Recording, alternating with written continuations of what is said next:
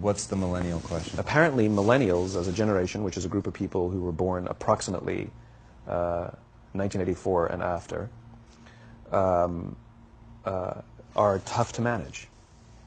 And they're accused of being entitled and narcissistic and self-interested, unfocused, lazy. But entitled is the big one.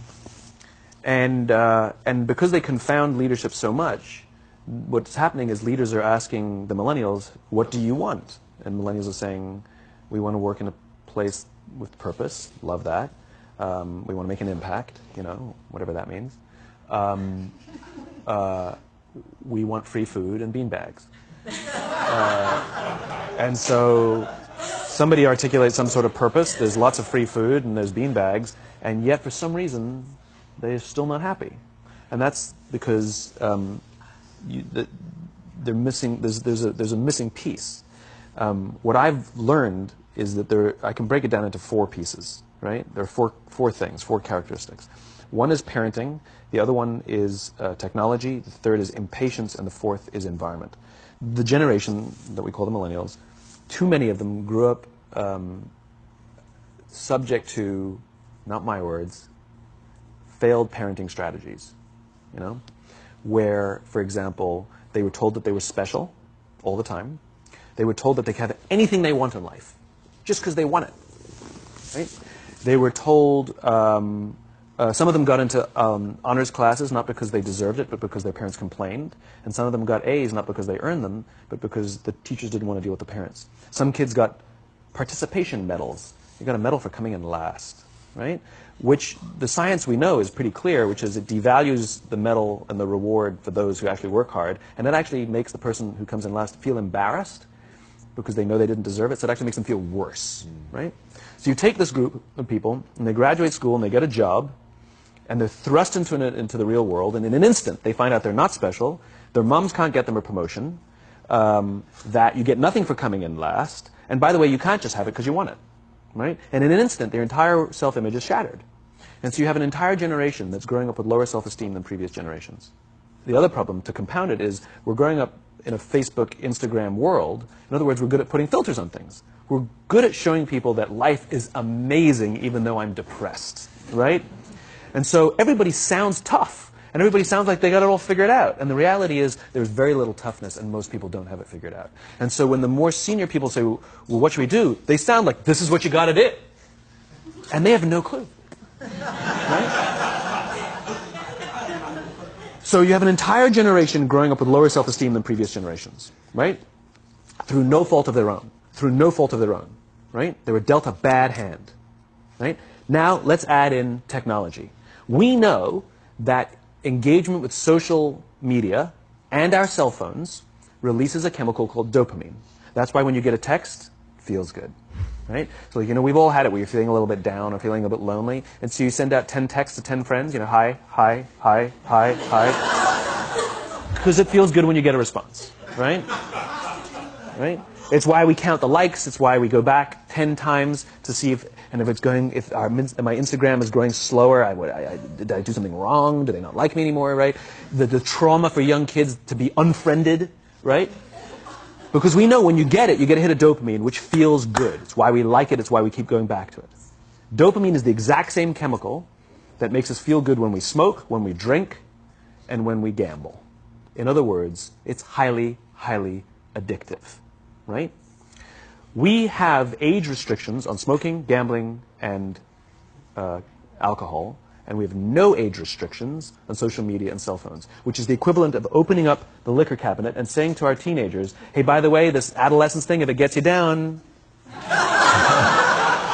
But that's basically what's happening. That's basically what's happening, right? That's basically what happened. You have an entire generation that has access to an addictive, numbing chemical called dopamine through social media and cell phones as they're going through the high stress of adolescence. Why is this important?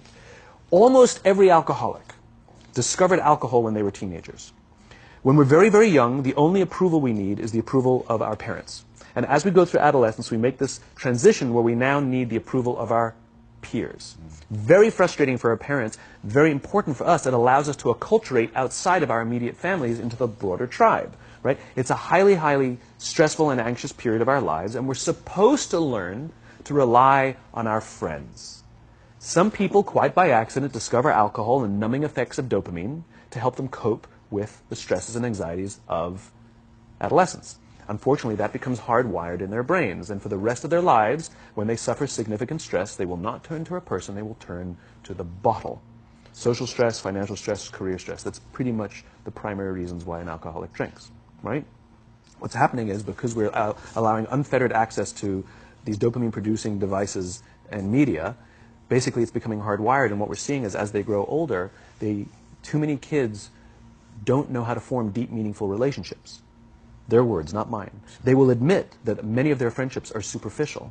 They will admit that their friends, that they don't count on their friends, they don't rely on their friends, they have fun with their friends, but they also know that their friends will cancel on them if something better comes along. Deep, meaningful relationships are not there because they never practice the skill set, and worse, they don't have the coping mechanisms to deal with stress. So when significant stress starts to show up in their lives, they're not turning to a person, they're turning to a device, they're turning to social media, they're turning to these things which offer temporary relief. We know, the science is clear, we know that people who spend more time on Facebook suffer higher rates of depression than people who spend less time on Facebook.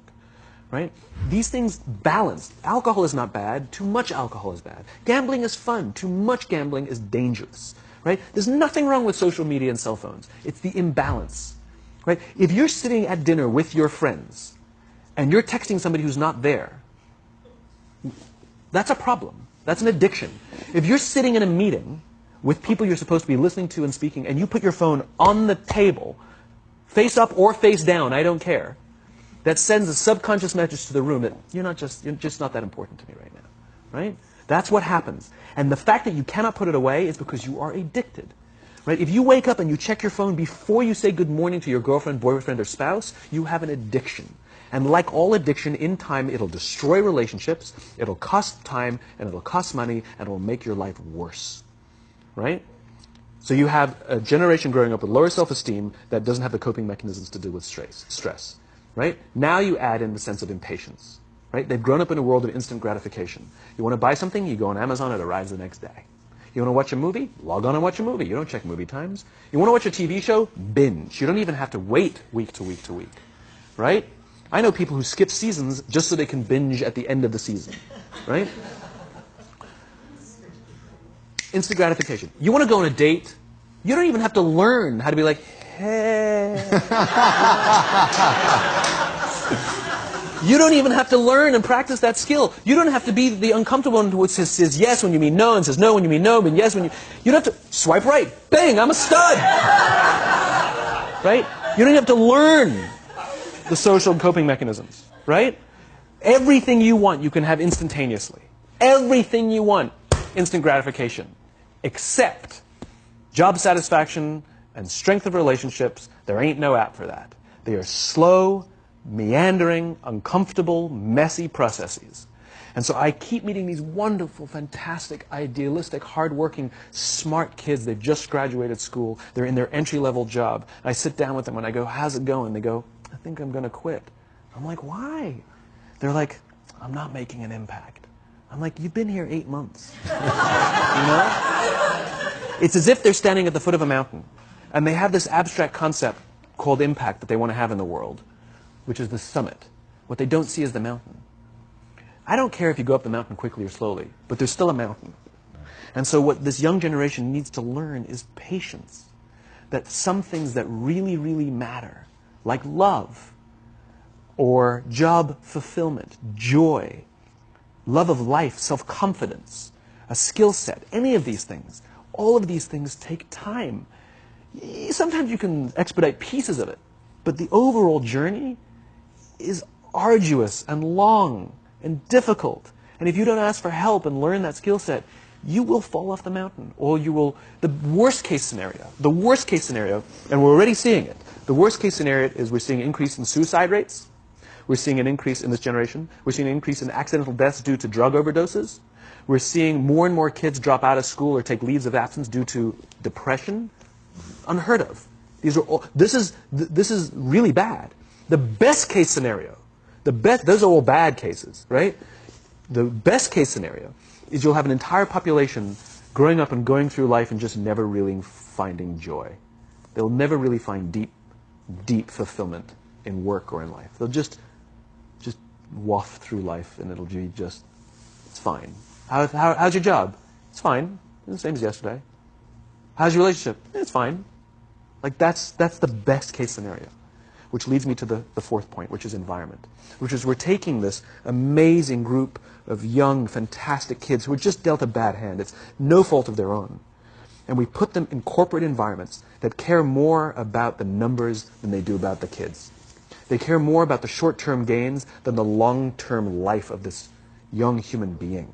We care more about the year than the lifetime, right? And so we are putting them in corporate environments that aren't helping them build their confidence, that aren't helping them learn the skills of cooperation, that aren't helping them overcome the challenges of a digital world and finding more balance, that isn't helping them overcome the need to have instant gratification and teach them the joys and impact and the fulfillment you get from working hard on something for a long time that cannot be done in a month or even in a year. And so we're thrusting to them in corporate environments, and the worst part about it is they think it's them. They blame themselves. They think it's them who can't deal. And so it makes it all worse. It's not. I'm here to tell them it's not them. It's the corporations. It's the corporate environments. It's the total lack of good leadership in our world today that is making them feel the way they do. They were dealt a bad hand, and I hate to say it, but it's the company's responsibility. Sucks to be you, like we have no choice, right? This is what we got, and I wish that society and their parents did a better job. They didn't. So we're getting them in our companies, and we now have to pick up the slack. We have to work extra hard to figure out the ways that we build their confidence. We have to work extra hard to find ways to teach them the social skills that they're missing out on. There should be no cell phones in conference rooms. None. Zero.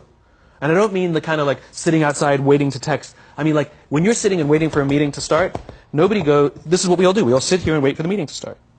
Meeting starting? Okay. And we start the meeting. No, that's not how relationships are formed. Remember we talked about it's the little things? Relationships are formed this way. We're waiting for a meeting to start and we go, how's your dad? I heard he was in the hospital. Oh, he's really good. Thanks for asking. He's actually at home now. Oh, I'm really glad. That was really amazing. I know, it was really scary for a while. That's how you form relationships. Hey, did you ever get that report done? Oh my God, no, I didn't. I'll help you out. Can I help you out with that? Really? That's how trust forms. Trust doesn't form in an event, in a day. Even bad times don't form trust immediately. It's the slow, steady consistency. And we have to create mechanisms where we allow for those little innocuous interactions to happen. But when we allow cell phones in conference rooms, we just, okay, have the meeting. And then my favorite is like when there's a cell phone there and you go like this, you go. It rings and you go. I'm not going to answer that. Mr. Magnanimous, you know. When you're out for dinner with your friends, like, I do this with my friends. When we're going out for dinner and we're leaving together, we'll leave our cell phones at home. Who are we calling? Maybe one of us will bring a phone in case we need to call an Uber or take a picture of our meal. That's what I was saying. Come on. I mean, I'm an idealist, but I'm not insane. You know? At a heathen. I mean, it looked really good. We'll take one phone.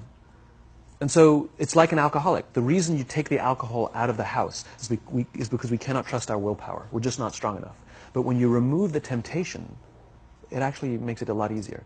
And so when you just say, don't check your phone, people literally will go like this. And somebody will go to the bathroom, and what's the first thing we do? Because I wouldn't want to look around the restaurant for a minute and a half, you know? But if you don't have the phone, you just kind of enjoy the world. And that's where ideas happen. The constant engagement is not where you have innovation and ideas. Ideas happen when our minds wander and we go, and you see something, I bet they could do that. That's called innovation, right? But we're taking away all those little moments, right? You should not, and none of us should charge our phones by our beds. We should be charging our phones in the living rooms, right? Remove the temptation. You wake up in the middle of the night because you can't sleep, you won't check your phone, which makes it worse. But if it's in the living room, it's relaxed, it's fine. But it's my alarm clock. Buy an alarm clock. They cost $8, right? I'll buy you an alarm.